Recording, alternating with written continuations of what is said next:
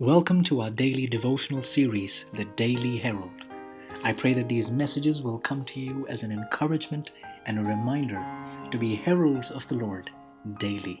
God bless you.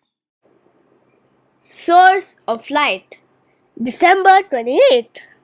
A little while longer, the light is with you. Walk while you have the light. John 12:35. The gospel of Christ is aggressive and diffusive. In the day of God, not one will be excused for being shut up to his own selfish interests. There is work for every mind and work for every hand, work adapted to different minds and varied capabilities. Everyone who is connected with God will impart light to others.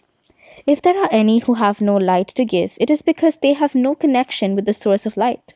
Is it any marvel that God does not visit the churches with greater manifestations of His power when so large a number are shut up in themselves and engrossed in their own interests?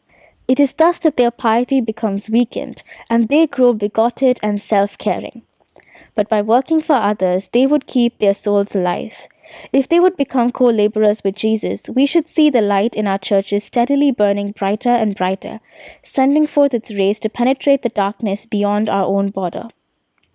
Oh, if the church would arise and put on her beautiful garments, the righteousness of Christ, what a change would be realized in her influence and in her spiritual condition.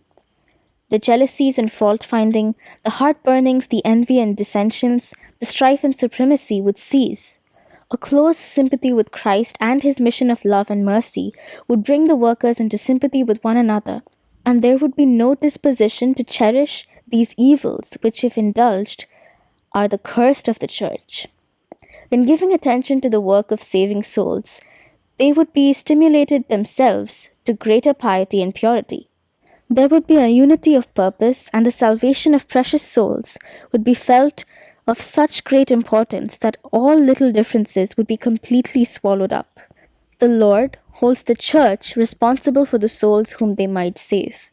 If His people were to see themselves as God sees them, they could not endure to look their responsibilities and delinquencies in the face.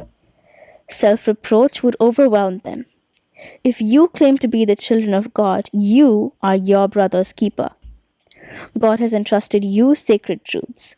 Christ abiding in the individual members of the church is a well of water springing up into everlasting life.